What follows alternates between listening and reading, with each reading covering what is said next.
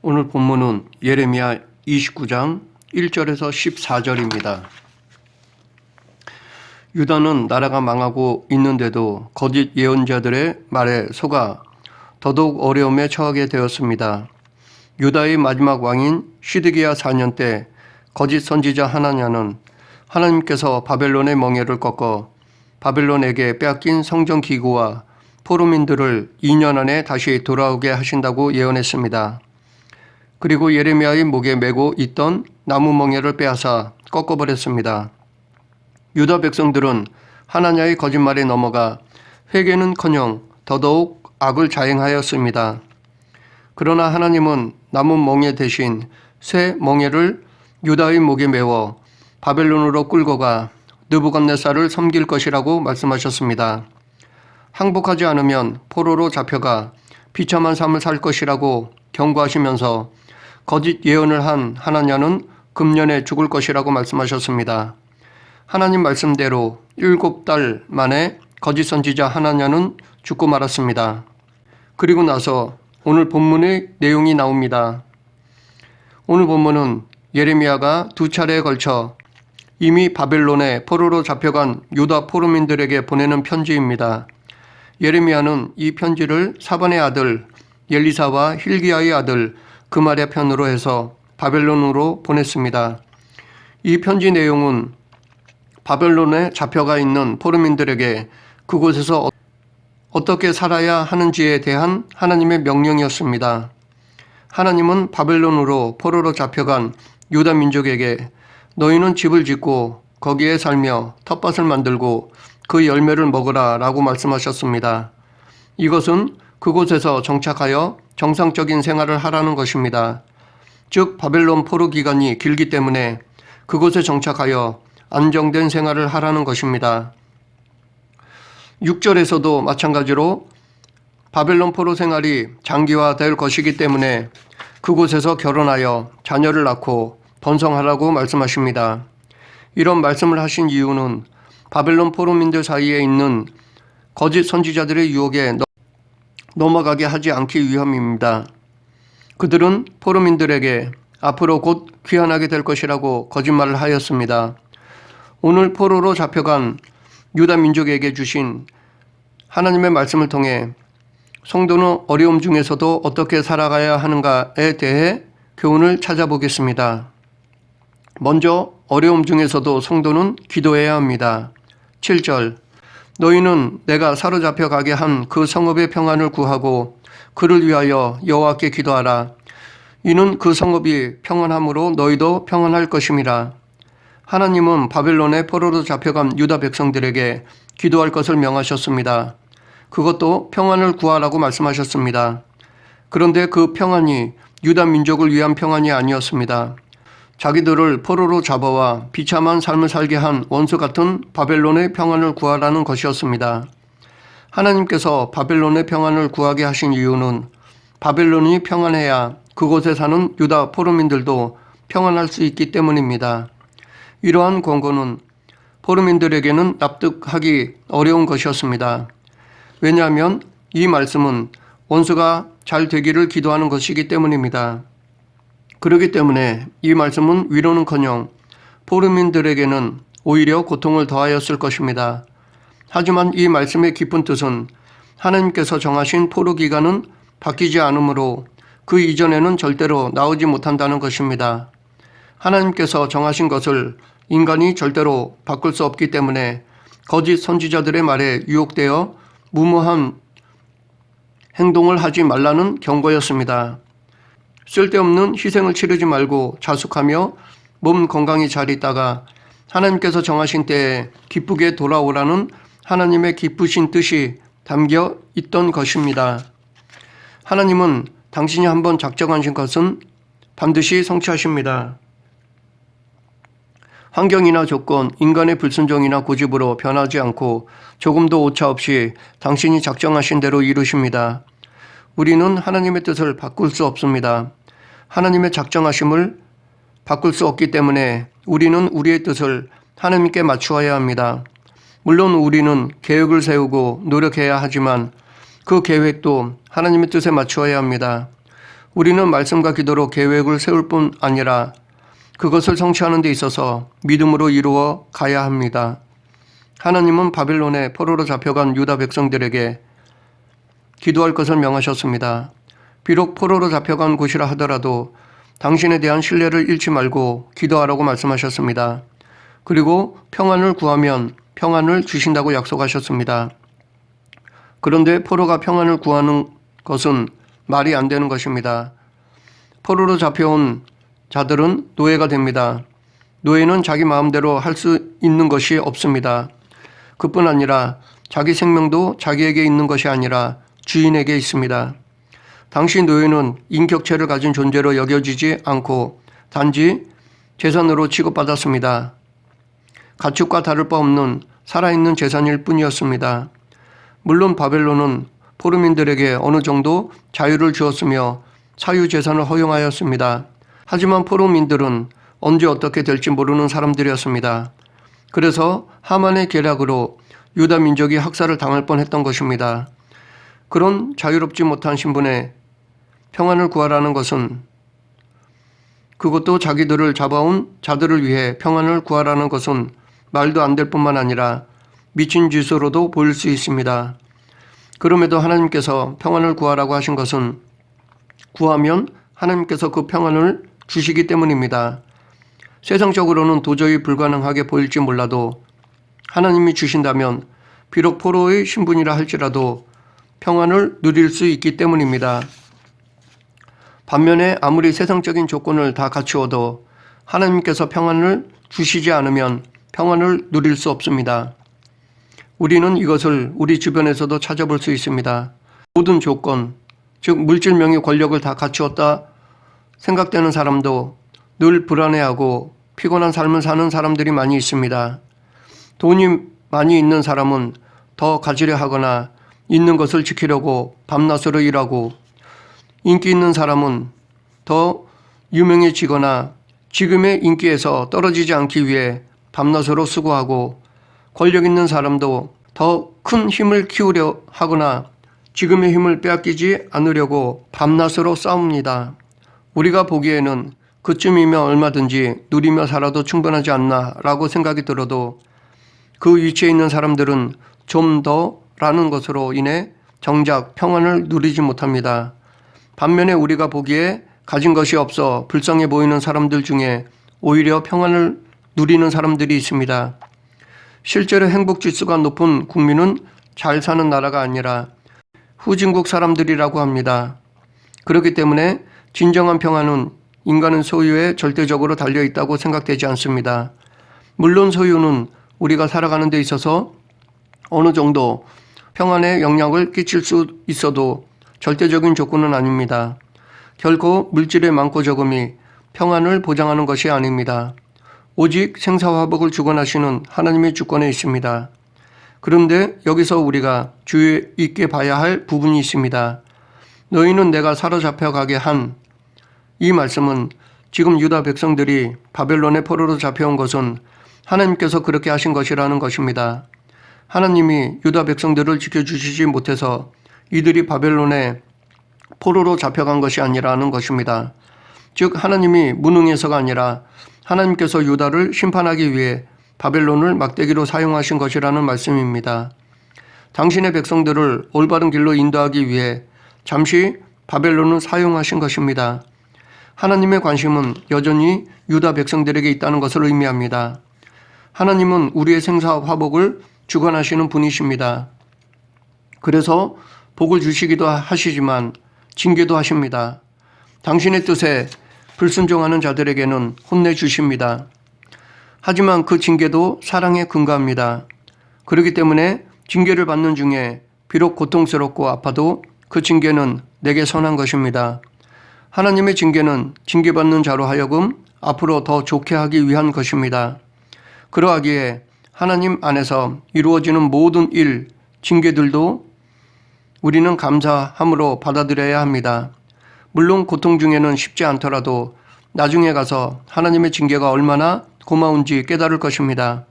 그래서 사도 바울은 범사에 감사하라고 하였던 것이라 봅니다. 계속해서 어려움 중에서도 성도는 거짓 예언을 분별해야 합니다. 다시 말해 말씀을 가까이 해야 합니다. 8절 9절 만군의 여호와 이스라엘의 하나님께서 이와 같이 말하노라. 너희 중에 있는 선지자들에게와 점쟁이에게 미혹되지 말며 너희가 꾼 꿈도 고지 듣고 믿지 말라. 내가 그들을 보내지 아니하였어도 그들이 내 이름으로 거짓을 예언함이라. 여호와의 말씀이니라. 하나님은 바벨론의 포로로 잡혀간 유다 백성들에게 거짓에 넘어가지 말라고 말씀하셨습니다. 앞에서 말했듯이 바벨론 포로민 사이에서도 거짓 예언자들이 나타나 앞으로 조속한 시일 내에 포로 생활을 청산하고 본국으로 귀환하게 될 것이라 거짓 예언을 하였습니다. 그로 인해 백성들에게 헛된 소망에 사로잡히게 하여 안정된 생활을 하지 못하게 했습니다. 이들은 하나님께서 그들에게 긴 포로 생활을 하게 하시는 목적을 무시했습니다. 그들을 회개케 하여 하나님과의 관계를 다시 회복하는 데 방해했습니다. 이들은 포로로 잡혀간 중에도 하나님의 말씀을 빙자하여 거짓을 선포하여 자기의 이익을 추구하였습니다. 속된 말로 자기 민족의 피를 빨아먹고 사는 거짓 선지자들이었습니다. 이들은 오로지 자기 배만 채우려 했습니다.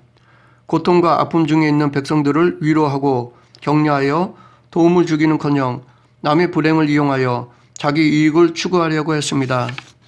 이들은 하나님의 말씀을 빙자하여 고통 중에 있는 사람들에게 고통을 가중시키는 해충 같은 존재였습니다. 우리는 이런 남의 고통을 이용하여 자기 배를 채우는 악한 자들을 조심해야 합니다. 특히 본문에 나오는 거짓 선지자들처럼 사람의 영까지 죽이는 자들을 더더욱 조심해야 합니다.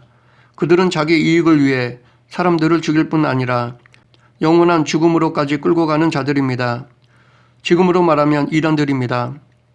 우리는 영까지 죽이는 이단들에게 넘어가지 않기 위해서는 영적으로 깨어 있어야 합니다. 이들의 거짓에 넘어가지 않기 위해서는 말씀과 기도에 깨어 있어야 합니다. 마지막으로 어려움 중에서도 성도는 회복의 소망을 가져야 합니다. 10절 여호와께서 이와 같이 말씀하시니라. 바벨론에서 70년이 차면 내가 너희를 돌보고 나의 선한 말을 너희에게 성취하여 너희를 이곳으로 돌아오게 하리라. 하나님은 당신의 백성들이 지은 죄에 대해서 철저히 징계하지만 그것으로 끝내시지 않습니다. 반드시 회복시켜 주십니다. 하나님께서 당신의 백성을 징계하시는 것은 회복을 위한 것이지 심판을 위한 것이 아닙니다. 그렇기 때문에 우리는 하나님께 징계를 받으면 물론 그 당시는 고통스럽고 아프고 괴롭지만 그 안에서 하나님의 사랑을 깨달아야 합니다. 사랑하는 자녀가 올바른 길을 가기 바라시는 부모님 같은 심정을 헤아려야 합니다. 반면에 하나님은 사탄을 비롯한 그의 수하들에 대해서는 철저한 심판을 하십니다. 이들에게는 조금의 국률도 없이 온전한 심판을 하십니다. 그렇기 때문에 죄를 지었는데도 형통한 것은 무서운 것입니다. 복이 아닙니다. 이것은 유기입니다. 하나님께서 버리신 것입니다. 그래서 악인들이 이 세상에서 어떻게 살더라도 그냥 놔두십니다. 하지만 마지막 심판 때 이들은 무조건 지옥행입니다. 사단 마귀와 함께 조금도 긍휼히 여김을 받지 못하고 영원한 죽음에 처합니다. 그러므로 우리는 악을 행했는데도 일이 잘 풀리는 것에 대해 두려워해야 하고 슬퍼해야 합니다. 하나님은 이 세상에 벌어지는 모든 선악간의 행사를 다 아십니다. 절대로 하나님을 속일 수 없고 또한 하나님은 항상 현재이심으로 과거의 죄를 깜빡 잊어버리시지도 않습니다. 당신이 용서하셔서 다시 기억하지 않겠다라고 말씀하신 것 외에는 모든 죄를 알고 계십니다. 그리고 마지막 심판 때 증거와 함께 그 죄를 우리에게 제시하실 것입니다. 그렇기 때문에 우리는 악인의 형통을 부러워할 필요가 없습니다. 10절에서 하나님은 유다의 징계 기간을 70년으로 정하셨습니다. 이것은 유다를 감정적으로 무작정 징계하시는 것이 아니라는 것입니다. 이 70년은 하나님께서 유다를 징계하여 돌이키는 데 가장 적당한 기간이라 볼 수 있습니다. 또한 그들이 지금 받고 있는 고통의 크기도 적당한 것이라고 볼 수 있습니다. 하나님은 모든 대상에 대해 잘 아시기 때문에 그에 대한 징계의 기간이나 크기를 가장 잘 정하십니다. 그렇기 때문에 이 70년이란 기간과 포로 생활이라는 징계는 유다 백성들에게 가장 좋은 것입니다. 징계는 그 대상에게 적당해야 징계의 효과가 있습니다. 죄에 대해 작게 징계하면 오히려 징계를 우습게 여깁니다. 그래서 또 똑같은 죄를 반복합니다. 반면에 죄에 대해 크게 징계하면 낙심하여 징계의 목적을 이루지 못합니다. 오히려 반항심을 유발합니다. 그래서 또 다른 죄를 범합니다. 물론 인간은 전적으로 타락하여 어떠한 징계라도 불평하고 불만을 가집니다. 인간은 크던 작던 자기가 받은 징계에 대해 불평하거나 불만을 품게 되어 있습니다. 이 70년이란 기간은 1세대에게는 살아생전일 수 있습니다. 그래서 포로로 잡혀간 1세대들은 하나님께 불평, 불만을 토로했습니다. 하지만 그의 후손들을 위해서는 이 70년이 가장 적당하고 좋은 것이었습니다. 앞으로의 미래를 위해서는 70년 바벨론 포로 생활이 가장 적당한 기간과 크기라는 것입니다. 그러면 이렇게 우리가 어려움 중에서도 소망을 가질 수 있는 근거는 하나님이 우리의 기도를 들어주시기 때문입니다. 하나님께서 우리를 만나주시기 때문입니다. 12, 13절 너희가 내게 부르짖으며 내게 와서 기도하면 내가 너희들의 기도를 들을 것이요 너희가 온 마음으로 나를 구하면 나를 찾을 것이요 나를 만나리라. 하나님께서는 포로로 잡혀온 유다 백성들이 당신에게 부르짖으며 기도하면 들어주신다고 하셨습니다. 그뿐 아니라 온 마음으로 구하면 만나주실 것이라고 약속하셨습니다. 이처럼 하나님께서는 과거에 어떤 죄를 범하든 진정 회개하고 당신을 구하면 그를 외면치 않고 다 받아주십니다. 하나님은 당신의 백성이 범죄할 때는 그들이 부르짖어도 응답하지 않고 외면하시지만 실상은 그들이 돌이켜 당신을 전심으로 찾기만을 기다리고 계신 것입니다. 그리고 돌이키고 당신을 구하면 결코 거부하지 않으시고 기꺼이 만나주십니다. 그러므로 우리는 하나님께 섭섭하게 느껴질 때라도 여전히 하나님의 은혜가 계속되고 있음을 잊지 말아야 합니다. 그리고 그때도 여전히 하나님께서는 열정적으로 우리를 기다리심을 믿어야 합니다. 징계 자체에 낙심하거나 좌절하지 말고 회개하며 전심으로 하나님을 찾아야 합니다. 전심을 다해 하나님을 구하고 찾을 때 당신의 백성을 결코 외면치 않으시며 만나주시는 신실하신 하나님을 체험하게 될 것입니다. 하나님은 숨어 계시지 않습니다. 우리가 찾고 구하고 두드리면 찾아지도록 구해지도록 열리도록 해주십니다. 중심으로 하나님을 찾고 구하고 두드리면 어떤 상황 속에서도 하나님을 만날 수 있습니다. 문제는 우리가 그렇게 하지 않는다는 데 있습니다. 또한 찾고 구하고 두드려도 내 정욕이나 욕심을 이루기 위한 것이라면 하나님은 침묵하십니다. 당시 바벨론 포로로 잡혀간 유다 백성들은 낙심에 빠져 있었습니다. 하나님이 영원히 떠난 줄로 알았을 것입니다. 어쩌면 하나님께 철저히 버림받은 것으로 여겼을 것입니다. 그래서 혹자는 기도해도 소용없다고 생각하고 하나님에 대한 믿음을 버리는 사람들도 있었을 것입니다.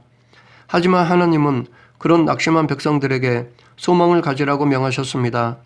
왜냐하면 당신이 직접 그들에게 찾아와 만나주시기 때문입니다. 우리는 낙심될 때가 하나님을 독대하는 가장 좋은 기회로 삼아야 합니다. 이 세상에 의지할 것 하나 없는 철저히 고독하고 외로울 때야말로 하나님을 독대할 수 있는 기회라는 것을 잊지 말아야 할 것입니다. 말씀을 정리하겠습니다. 과거 유다 백성들은 바벨론의 포로로 잡혀가는 징계를 받았습니다. 그래서 그곳에서 많은 어려움을 겪었습니다. 그런 그들에게 하나님은 기도할 것을 명하셨습니다. 또한 거짓 선지자들의 말에 속지 않도록 주의시켰습니다. 그리고 다시 회복의 소망을 주셨습니다. 그러므로 우리도 어려움 중에 기도해야 합니다. 거짓 유혹에 넘어가지 않도록 말씀에 깨어 있어야 합니다. 회복의 소망을 가져야 합니다. 과거 유다 포로민들에게 명령하신 하나님의 말씀처럼 우리도 말씀과 기도와 소망으로 지금 내 앞에 있는 어려움을 극복하는 성도가 되길 간절히 축원합니다. 기도하겠습니다.